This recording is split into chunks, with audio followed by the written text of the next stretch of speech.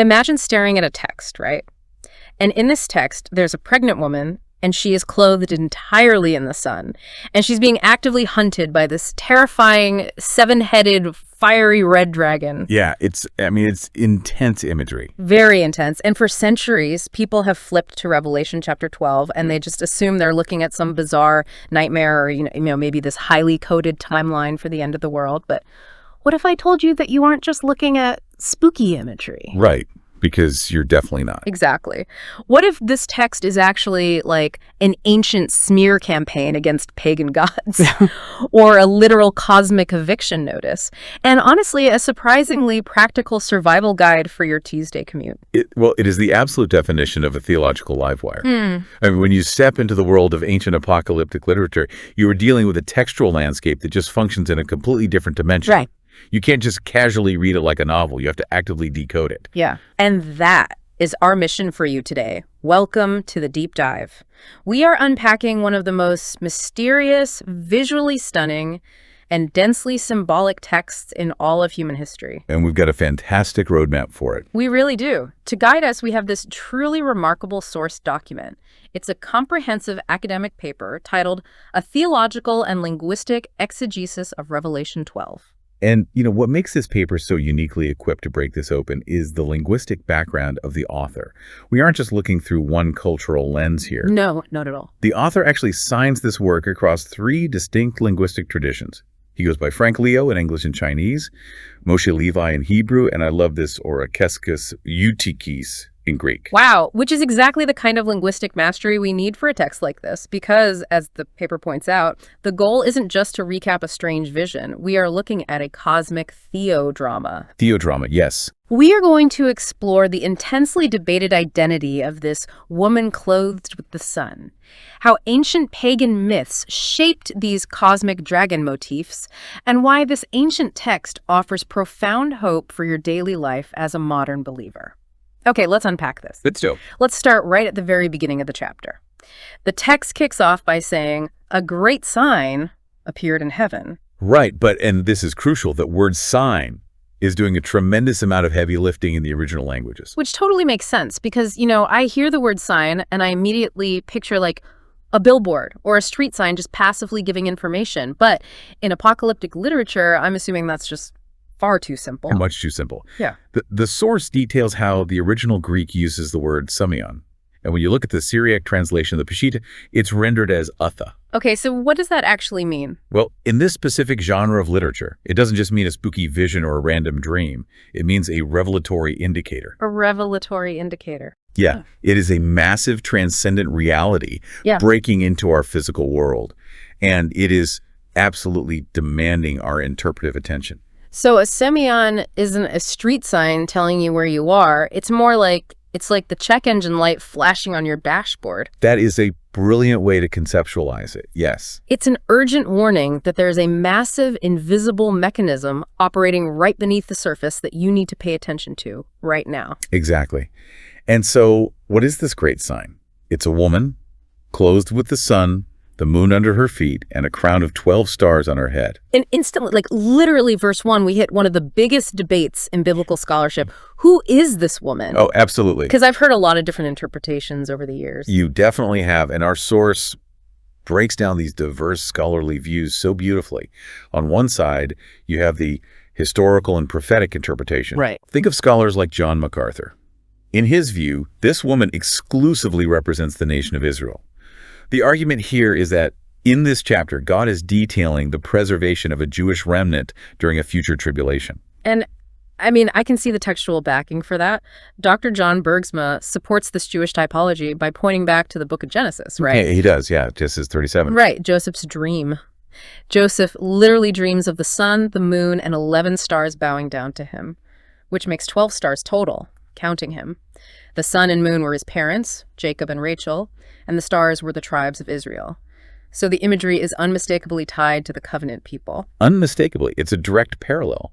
But then, and this is where it gets complex, you have another major interpretive tradition. Okay. Ferdicajitan Cuddy looked at this from a Thomistic perspective. So drawing on Thomas Aquinas, and he argues that literally the woman represents the church. The church. But spiritually and typologically, she represents the Virgin Mary. In this view, Mary is the typus ecclesiae. The typus ecclesiae. What does that term actually mean in practice? It means she is the ultimate prefigurement, right? The type or the blueprint of the church itself. But she is also fulfilling a very specific ancient role called the Gebira. Gebira. Yeah. In the ancient Davidic kingdom, kings often had many wives.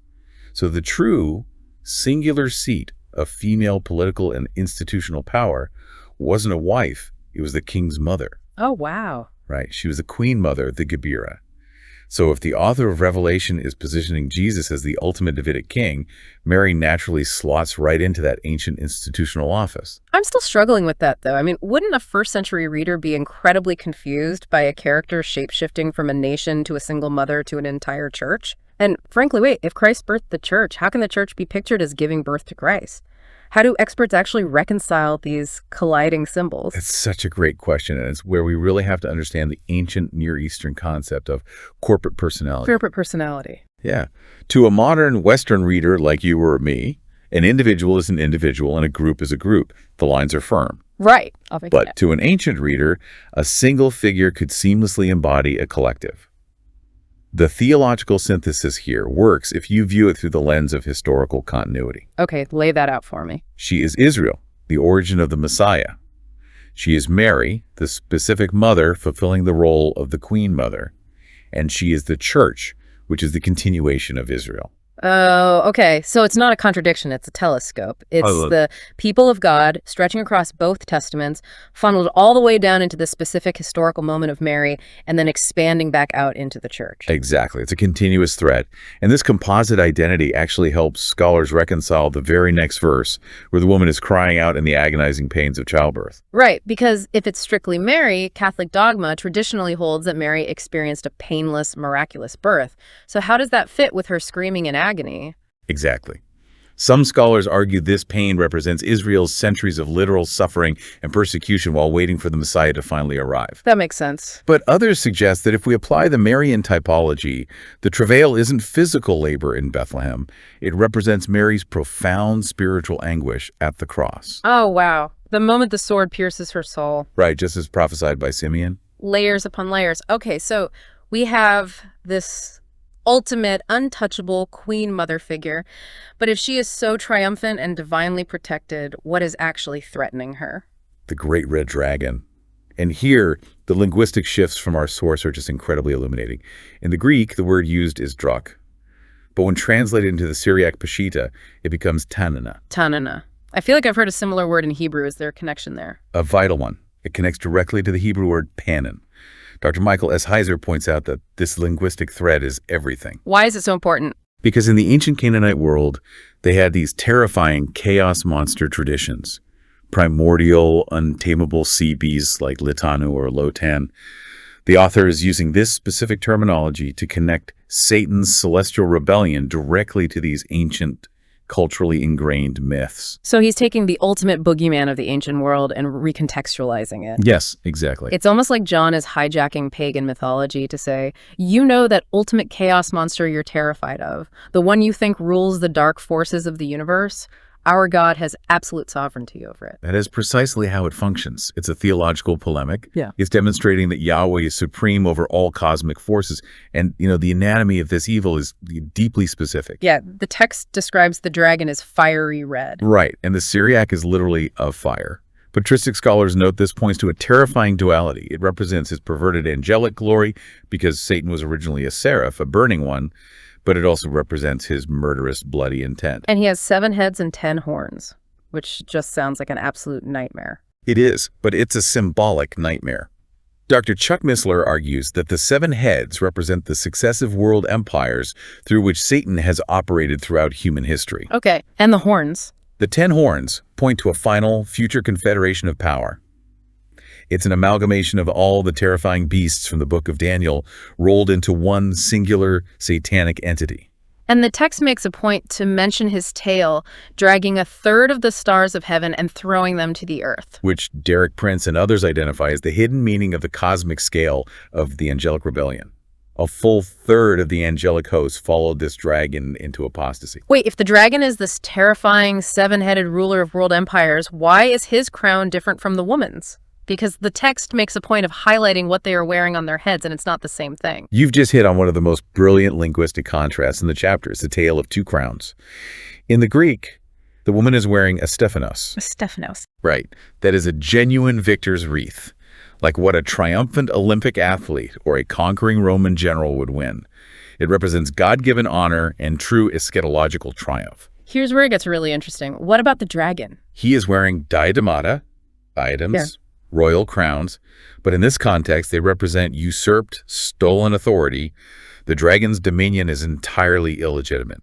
So this beast wearing stolen crowns is just waiting to devour the child the second he's born. He's striking at the most vulnerable possible moment. Yes, but it doesn't work. The child is born, and his destiny is to shepherd the nations with a rod of iron. And the linguistic dive here is fascinating, right? Oh, absolutely. The Greek word for rod is rhabdos, and the Syriac is shaveh.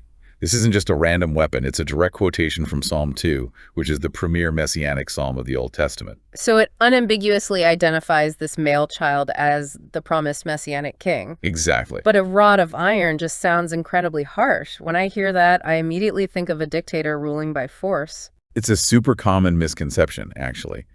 But Pastor Stephen Tong emphasizes that this does not represent tyranny. It represents absolute, unbreakable messianic authority. Okay, how so? Think of the dual nature of a shepherd's rod. It is gentle and guiding to the sheep who submit to it, but it is entirely shattering to the wolves who reject it, like a heavy iron rod breaking a fragile clay vessel. That makes perfect sense. And notice what the text does with the child's life here. It skips Jesus' entire earthly ministry. It just says the child was snatched up to God and his throne. Right. It compresses his whole life, the teachings, the miracles, the crucifixion, the resurrection, into one single verb. Yeah, it's a literary technique called telescoping. The author isn't trying to write a biography. He's highlighting the cosmic significance. The Messiah was born, the dragon failed to destroy him, and the Messiah was enthroned. And that enthronement is the catalyst for the next massive event, war in heaven. But I have to stop and push on this concept of war in heaven, where Michael and his angels are fighting the dragon. Is this just a poetic metaphor for the general struggle between good and evil? Or are we supposed to read this as a literal ontological conflict? What's fascinating here is that scholars like William Lane Craig argue this describes real causal interactions in the spiritual realm. Really? Yeah, it is ontological warfare. To understand how a first-century reader would process this, you have to apply the divine council worldview. How did that actually work? Well, in ancient Near Eastern thought, kings had royal courts of advisors. The biblical writers applied this framework to Yahweh. You see this in the Hebrew Bible in places like the book of Job. Oh, right. Satan historically had access to this heavenly court. He functioned almost like a prosecuting attorney, the accuser of the brethren. So he was literally allowed in the room to point fingers at humanity to highlight our failure. Yes. But this war in Revelation 12 is the moment that access is permanently revoked. It is his cosmic eviction notice. Because of the cross. Exactly. Because the blood of the Lamb has paid the price for humanity's sin, the prosecutor has no more evidence to present. The case is thrown out, and so is he. And the linguistic gem our source uncovers here is just incredible. Lay it on us. In Greek, the word for devil is diabolos, which means the slanderer. But look at the Syriac equivalent, akel kor, Akel Kor, what does that translate to? eater of pieces. Eater of pieces, that is horrifying. Right, it's a vivid Semitic idiom for a slanderer. It describes an entity who literally gnaws away at a person's reputation, piece by piece, consuming them through accusation. Wow. That is the entity being violently thrown out of the heavenly courtroom. Okay, so the eater of pieces gets violently thrown out of heaven, and he is furious. He's cast down to the earth, and he immediately turns his pursuit back to the woman. But God intervenes again. The text says the woman is given the two wings of a great eagle to fly into the wilderness. Which is pure Exodus typology. Just as God bore the Israelites on eagle's wings to save them from Pharaoh, he is supernaturally preserving the woman. And the wilderness is such a powerful symbol, too. It is. In biblical theology, the wilderness is complex. Yes, it's a place of testing and deprivation, but it is also a place of divine provision and intimate communion with God. But the dragon doesn't give up. The text says he spits water out of his mouth like a river to sweep her away. Now, I love Dr. Douglas Hamp's interpretation of this. He suggests this isn't literal H2O, a flood coming from the mouth of the serpent. It's a deluge of deception. Exactly. It connects perfectly to the serpent's original strategy in the Garden of Eden. Destruction through deceptive words. So we aren't talking about a literal flood. We're talking about being drowned in, like, a modern news feed, an overwhelming volume of lies, propaganda, and spiritual static designed to make you give up. Yes, that's a perfect modern equivalent. But then the earth intervenes. The earth opens its mouth and swallows the river. Which is wild. It is. And Frank Turek points out an amazing apologetic principle here. God doesn't always part the Red Sea. Often, God uses natural secondary causes to accomplish supernatural, miraculous purposes. The very earth itself, the physical environment, conspires to protect the woman. But then we hit verse 12, which presents this massive theological paradox. Heaven is rejoicing because the devil is cast down, but there's a loud woe pronounced on the earth. Why?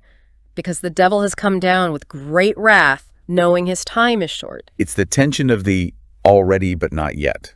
Heaven is completely secure, but earth has become an active combat zone. And honestly, this makes perfect sense psychologically. Think about a cornered animal. A cornered animal is infinitely more dangerous than a comfortable one because it's desperate. It knows the end is coming, so it strikes out with absolutely everything it has. That's spot on.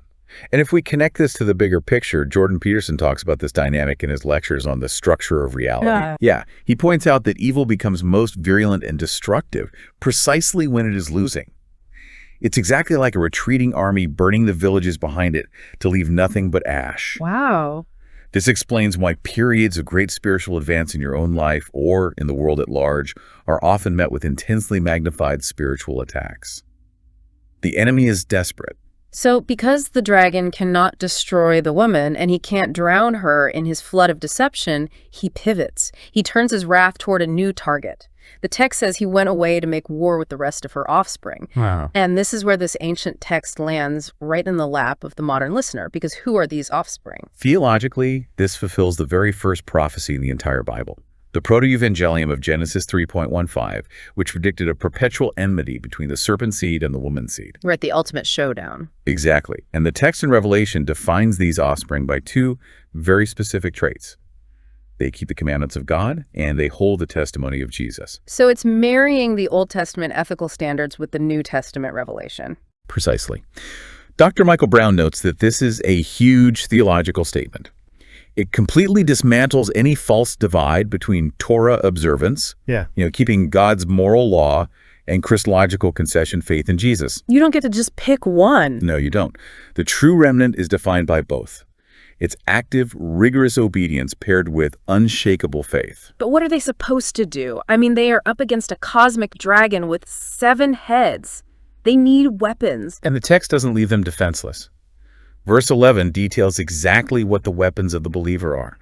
It's a threefold strategy for overcoming this cosmic predator. First, they conquer him through the blood of the Lamb. How does that actually function as a weapon, though? It is the objective ground of victory. It means the price has already been paid and the accusation of the eater of pieces is legally nullified. Ah, okay. Second, they conquer through the word of their testimony. That is the subjective confession. It means you can't just secretly believe it. You have to articulate it, embody it, and actively speak it into the world. And the third? They did not love their lives unto death. This is the existential commitment. It's placing faithfulness to Christ above your own self-preservation. When you combine those three, the objective blood, the subjective word, and the total existential surrender, you have an unbreakable defense against the dragon. So what does this all mean? How do we synthesize all of this for the person listening right now trying to navigate the chaos of the modern world? I think John Lennox provides the absolute best framework for this. He uses an analogy from World War II. Okay, I'm tracking. When the Allied forces landed on the beaches of Normandy on D-Day, the decisive victory of the entire war was essentially secured.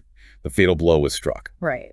But the war wasn't over that day. There were months of brutal, bloody fighting left before VE Day, victory in Europe. Exactly. For the believer, the cross and the resurrection were the D-Day of cosmic history. The decisive victory is already won. The dragon has been defeated and evicted from the heavenly courtroom. But we are currently living in the turbulent time before VE Day. Yes. The final consummation of all things hasn't happened yet. The war continues. The dragon is on the earth, and he is furious. But apocalyptic hope is found in knowing that you are fighting an enemy whose doom is already absolutely certain. The outcome is not in doubt. Not at all. This text isn't just a bizarre ancient puzzle, it's a roadmap. It tells you exactly why the world feels so chaotic and hostile, but it also hands you the weapons to survive it. It reminds you that the chaos isn't random, it's the thrashing of a defeated enemy whose time is running out. And it reminds you of your crucial role in the theodrama. I love that. And it leaves me with one final thought I want to leave with you, the listener. We talked earlier about how the earth itself opened up to swallow the dragon's flood of deception, protecting the woman. It was a perfectly natural occurrence being used for a supernatural rescue. Right. So look at your own life this week. How might the seemingly random natural occurrences in your daily life, a suddenly delayed meeting, a frustrating change of plans, an unexpected closed door actually be unseen, cosmic interventions acting on your behalf? Because if this text tells us anything, it's that the murky, muddy waters of our reality are actually a highly coordinated rescue operation. And you are being protected in ways you might not even be able to see. Keep looking deeper.